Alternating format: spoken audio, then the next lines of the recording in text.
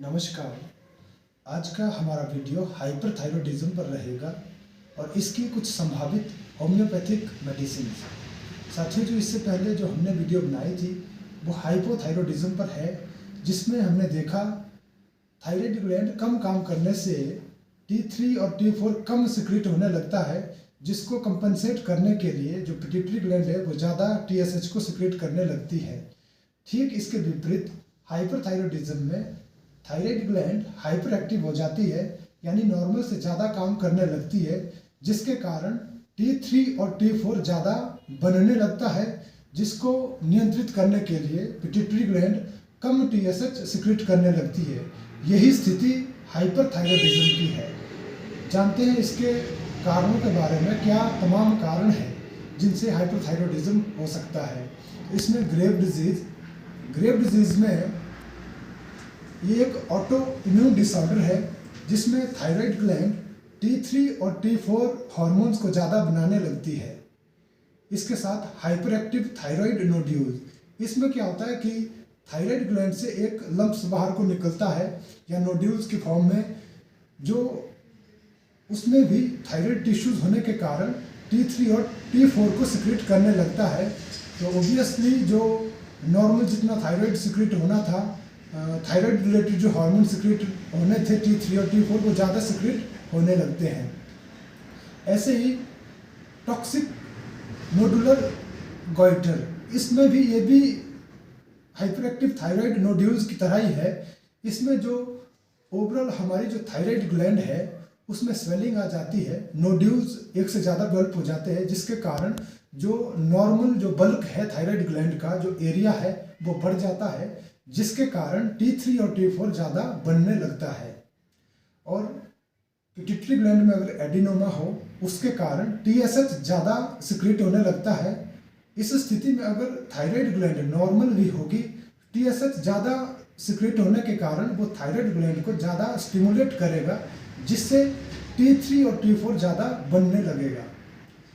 ऐसे ही अगर आपके परिवार में फैमिली हिस्ट्री है हाइपरथायरॉयडिज्म की, या आप लगातार स्ट्रेस में टेंशन में रहते हैं, इससे भी आप में हाइपरथायरॉयडिज्म की कंडीशन हो सकती है। आइए जानते हैं इसके साइंस एंड सिम्टम्स के बारे में। साइंस में हम देखते हैं जो थायराइड ग्लैंड की जो स्वेलिंग हो जाती है, धीरे धीरे वो स्वेलिंग बढ़ने लगती है। इसको हम गॉइटर बोलते हैं या फिर कहीं कहीं इसको घेंगा बीमारी के नाम से जानते हैं। साथ में अगर हम हाइपरथायरॉयडिज्म के पेशेंट को नॉर्मल पेशेंट से कंपेयर करते हैं, उनकी स्किन टच करते हैं, फील करते हैं, तो वो ज़्यादा हमें हॉट या फिर उसमें ज़्यादा हीट हमें दिखती है। उनको फीवर नहीं होगा, फिर भी फीवरिश फीलिंग और जो बुखार जैसा सिम्टम कि उनका जो स्किन है वो ज़्यादा हॉट रहेगी। इसके साथ जो आइज़ है, आई बॉल, आइज से बाहर प्रोट्रूड होते हुए हमें महसूस होते हैं। पल्स रेट अगर हम चेक करते हैं तो पल्स रेट भी हाइपरथायरॉयडिज्म में ज़्यादा होता है। अगर हम हार्ट रेट चेक करते हैं तो हार्ट रेट भी हमें हाइपरथायरॉयडिज्म में ज़्यादा मिलता है। बात करते हैं इसके सिम्टम्स की। सिम्टम्स में हम देखते हैं हाइपरथायरॉयडिज्म में जो मेटाबॉलिक रेट है वो इंक्रीज हो जाता है, जिससे ओवरऑल जो मेटाबॉलिज्म है बॉडी के अंदर वो ज़्यादा हो जाता है, जिसके कारण जो फैट टिश्यू है वो भी एनर्जी में कन्वर्ट होने लगते हैं, जिससे लगातार पेशेंट का धीरे धीरे वेट रिड्यूस होने लगता है, वजन घटने लगता है और पेशेंट पतला होने लगता है। और मेटाबॉलिक रेट इंक्रीज होने से पेशेंट को भूख भी ज़्यादा लगने लगती है, पेशेंट खाना ज़्यादा खाने लगता है। इसके साथ पेशेंट में हाइपरथायरॉयडिज्म के केस में हीट के लिए इंटॉलरेंस, यानी गर्मी पेशेंट को बहुत ज़्यादा लगने लगती है। गर्मी से फिर ऑब्वियसली पसीना भी ज़्यादा आता है और रात के समय अनिद्रा की समस्या, यानी जो नींद भी प्रॉपर तरीके से पेशेंट को नहीं आती है। इसके साथ जो हमारे नेल्स होते हैं या बाल है वो सॉफ्ट होने लगते हैं, अपने आप वो टूटने लगते हैं। ब्रिटल होने के कारण नेल्स अपने आप टूटने लगते हैं। जो हम हार्ट रेट की बात करते हैं वो भी इंक्रीज हो जाता है, उस कंडीशन को हम टैकीकार्डिया कहते हैं। या फिर वो हार्ट बीट इरेगुलर हो सकती है जिसको हम कार्डियक एरिथमिया के नाम से जानते हैं। या फिर कभी कभी जो आपका हार्ट बीट है वो ज़्यादा तेज़ी से धड़कने लगती है जिसको हार्ट पैल्पिटेशन के नाम से हम जानते हैं। ये तमाम तीनों कंडीशन हाइपरथायरॉयडिज्म के केसेस में हमें देखने को मिलती है। इसके साथ जो आंतों की गति है वो इंक्रीज हो जाती है जिसके कारण हमें डायरिया जैसे या लूज मोशन के सिम्टम हो सकते हैं। और लगातार वेट रिड्यूस होने के साथ साथ इसमें कमजोरी महसूस होती है पेशेंट को, साथ में थकान। इससे हैंड ट्रेमर्स, अगर हम हाथ को ऐसे रखते हैं तो वो हमें कंपन करते हुए दिखते हैं। ये तमाम साइंस एंड सिम्टम्स रहते हैं हाइपरथायरॉयडिज्म के केसेस में। अब बात करते हैं इसके होम्योपैथिक मेडिसिन की।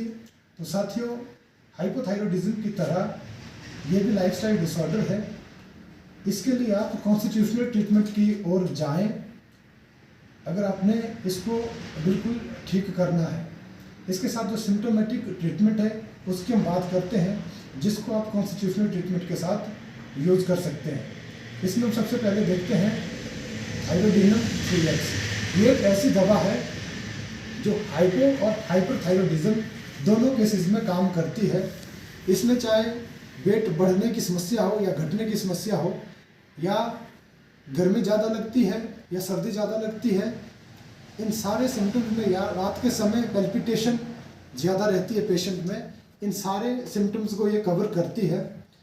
हाइपर और हाइपोथायरॉयडिज्म में जो भी सिम्टम्स और साइंस रहते हैं उनको ये कवर करती है। तो एक बहुत बेहतरीन दवा है इन दोनों कंडीशंस के लिए। इसमें आप इस मेडिसिन की थायरोडिनम 3x 2 गोली सुबह दिन शाम यूज करेंगे। नेक्स्ट मेडिसिन है लेक्सिस। इस मेडिसिन में हम देखते हैं पेशेंट को गर्मी बहुत ज़्यादा लगती है और रात के समय पसीना ज़्यादा आता है, पैल्पिटेशन, घबराहट और एंजाइटी रात के समय पेशेंट को ज़्यादा होती है जिसके कारण वो नींद से उठता है। साथ में पेशेंट को गले के आसपास वो टाइट ज्वेलरी या फिर हाई नेक स्वेटर, अगर हाई नेक कुछ भी उसने क्लोथिंग करनी हो तो वो बियर नहीं कर पाता है। इससे उसको घबराहट या फिर इरिटेशन होती है। इसके साथ हम देखते हैं बॉडी पे भी वो लूज कपड़े पहनना ज़्यादा पसंद करता है। और जो फीमेल पेशेंट है, ऐसी लेडीज जो मेनोपॉज में एंटर कर चुकी होती है, इस मेनोपॉजल सिम्टम के साथ अगर उसको हाइपरथायरॉयडिज्म की प्रॉब्लम होती है तो आप इस मेडिसिन को यूज़ कर सकते हैं। इसको आप 30 पावर में 2 से 3 बूंदे दिन में 3 बार आप यूज़ कर सकते हैं। नेक्स्ट मेडिसिन है नेट्रम्यूर। नेट्रम्यूर में हम देखते हैं पेशेंट डल और डिप्रेशन की ओर जाने लगता है। पेशेंट का जो कॉन्स्टिट्यूशन या फिर उसका जो अपीयरेंस रहती है वो पेल येलो एनीमिक लुक रहती है उसकी। और पेशेंट में नेट्रम्यूर के केसेस में जो उसकी प्रॉब्लम है, कहीं ना कहीं अनहैप्पीनेस के कारण, सैडनेस के कारण, और लगातार उसको अगर स्ट्रेस है, किसी तरह का ग्रीफ की हिस्ट्री है, तो इसके कारण उसको समस्या बनती है। साथ में नेट्रम्यूर में पेशेंट को गर्मी ज़्यादा लगती है और किसी किसी पेशेंट में हम देखते हैं गर्मी में गर्मी ज़्यादा और सर्दी में सर्दी भी बहुत ज़्यादा लगती है। नेट्रम्यूर के केसेस में पेशेंट को सॉल्टी चीज़ें खाने का ज़्यादा मन करता है। ये सारे तमाम सिम्टम के साथ अगर आपकी हाइपरथायरॉयडिज्म की कंडीशन है तो आप नेट्रम्यूर 30 पावर में इससे 2 से 3 बूंदे आप दिन में 3 बार यूज़ कर सकते हैं। नेक्स्ट मेडिसिन है फॉस्फोरस। फॉस्फोरस की जो अपीयरेंस है, जो लुक रहेगी, वो टॉल, स्लेंडर और लीन, थोड़ा सा वीक रहता है, लंबा पेशेंट होता है। इसमें पेशेंट को सर्दी ज़्यादा लगने लगती है और साथ में पेशेंट को सॉल्टी चीज़ें या फिर मीट का ज़्यादा डिज़ायर रहती है। ठंडी चीज़ें, कोल्ड ड्रिंक्स और कोल्ड फूड पेशेंट ज़्यादा प्रेफर करता है।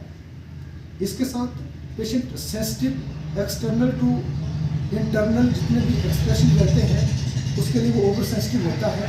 कुछ बोलता है उसके लिए वो एकदम सेंसिटिव होता है। डार्क के लिए या किसी भी तरह के स्टिमुलाई के लिए वो ओवर सेंसिटिव होता है।